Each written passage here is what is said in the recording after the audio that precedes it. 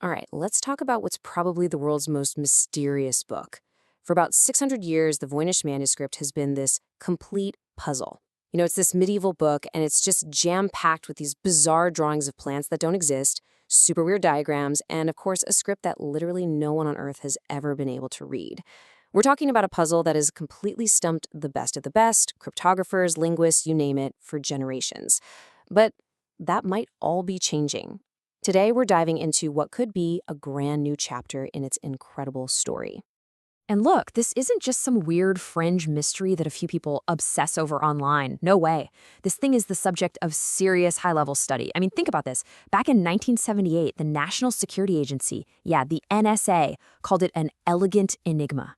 So for decades, the biggest question has always been the same. What in the world are we even looking at? The theories are, well, they're all over the map, really. Could it be some kind of unbreakable secret code? Or maybe it's just a super elaborate hoax, something designed to trick some rich collector way back when. What if it's a lost language, one that's just gone forever? Or maybe it's not meant to be read at all. Maybe it's a symbolic, spiritual kind of thing. I mean, these are the huge questions that have been hanging over this book for centuries.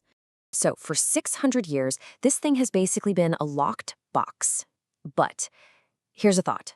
What if the key we've all been looking for isn't actually a key? What if we've been trying to pick the completely wrong kind of lock this whole time? Because there's a new proposed solution out there, and it's claiming that after all this time, the secrets of the Voynich manuscript might finally be coming to light.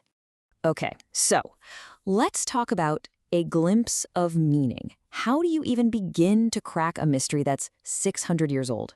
Well, you don't start with some huge grand theory. You start small. You start with a single page, and that's exactly what we're going to do. We're going to zoom in on one specific section, folio F82R, and see if we can actually spot a little glimpse of meaning in all that weird script. All right, this is it. This is the big one, the question everyone wants to know the answer to. If you could finally read just one single line from this famously unreadable book, what would it even say, right? Would it be some secret alchemical formula, a forgotten prophecy, maybe some beautiful lost piece of poetry? What could it be? Okay, you ready for this? Here is the proposed translation for one of the very first lines on that page. It says, "The hot current is directed to the conduit with force." Wait, what? I mean, what's so absolutely stunning about that is just how practical it is. After literally centuries of everyone guessing about magic or aliens or secret societies, the very first words we might be reading sound like plumbing instructions.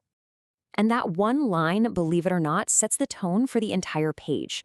According to this new research, folio F82R is basically a detailed how-to guide for a hydrotherapy procedure. It's talking about how to manage water flow, how to apply pressure, even how to use salt to purify the water.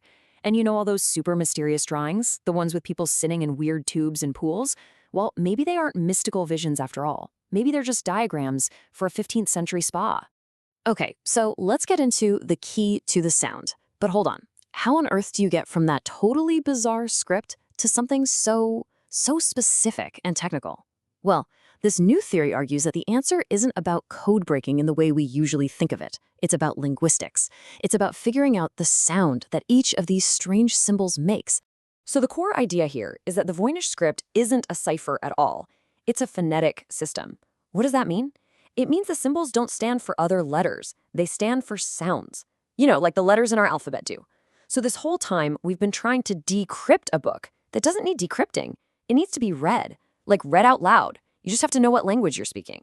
And this is the real heart of the whole system. The idea is that you can map each and every Voynich symbol to a specific sound from a very, very specific dialect, 15th century Italian from the Salerno region. So for example, the symbol that scholars write down as a Q would actually make an U sound. The symbol O would make an A sound. It's a direct one-to-one relationship between the symbol on the page and the sound it represents. And this is crucial.